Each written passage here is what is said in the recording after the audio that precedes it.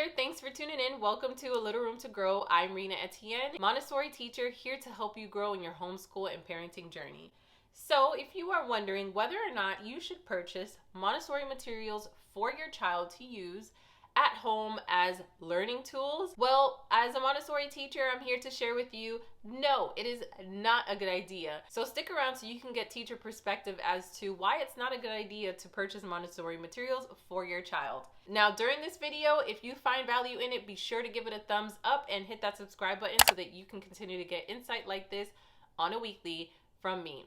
All right, so let's get to it. Why do I suggest for parents not to purchase Montessori materials? In a Montessori environment, the teachers are certified. They're trained in the Montessori philosophy. They have to learn the ins and outs behind the philosophy, the fundamentals, how to set up the classroom, how to be sure that they are prepared for the children, how to present each and every single lesson to the child, how to meet each child's individual needs within this environment. So there's so much that goes into the role of a Montessori teacher.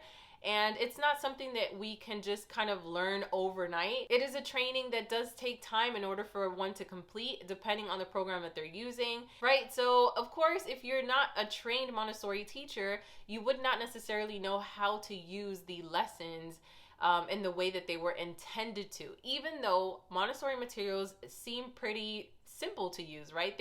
They're very attractive and they're easy to find online, and there's really no restriction that obviously comes with purchasing it. Some of the material may come with instruction and others won't, so if they don't, you can easily do a Google search and figure out how to present this lessons.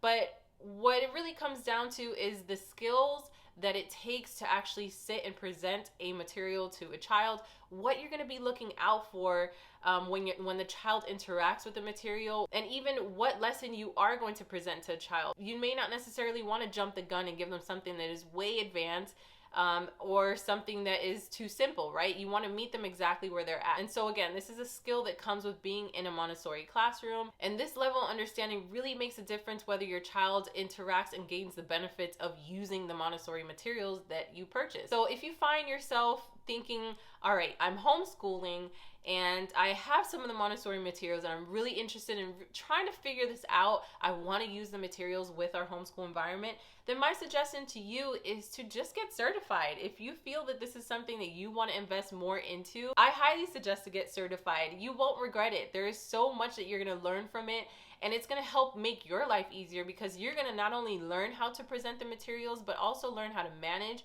your homeschool environment and so on. There are some links below in the description that will lead you to Montessori programs that you can get certified through.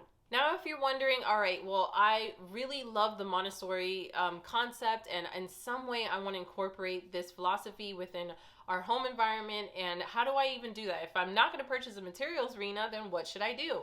What you could do instead is look into actually making Montessori-inspired materials and activities that you can do with your child. A huge role of a Montessori teacher is to actually make lessons. We spend a majority of our time throughout the school year making lessons in our free time so that we can keep the children engaged. A lot of the lessons that the teachers make go in hand with the Montessori material. However, there are a lot of activities and materials that you can make that don't require you to actually have the Montessori lessons in hand. And so this is a great way to give your child that hands-on experience that you're looking for and help meet where they're at developmentally as well. So making the actual lessons and activities will help you slow down and see, is this actually age appropriate for my child? Why? Because you're going to invest your time in cutting and pasting and printing and laminating and all of that. You are going to wonder, all right, if this is even worth it or not. And this is great. You want to really observe your child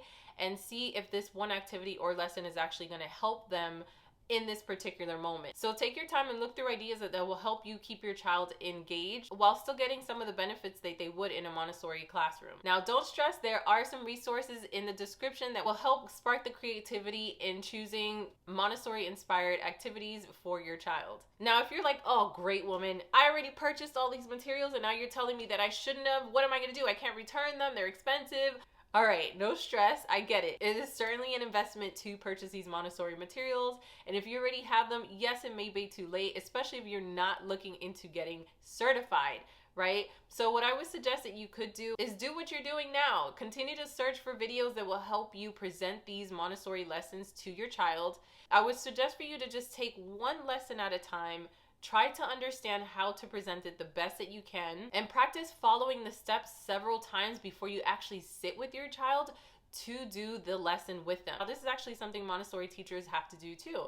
We have to sit down and practice it before we actually sit with the child. Why? Because if you're not sure in what goes next, you will definitely lose the child's attention and interest, and you do not want that. You want to be prepared, and you want to be able to show the child from start to finish. It would be easy for them to repeat the steps that you showed them, because that's the point of the material, right? It's for them to learn to use it independently so that they can have their own learning experiences through the material. So again, just take your time practicing the steps of the Montessori materials that you have at home before presenting to your child.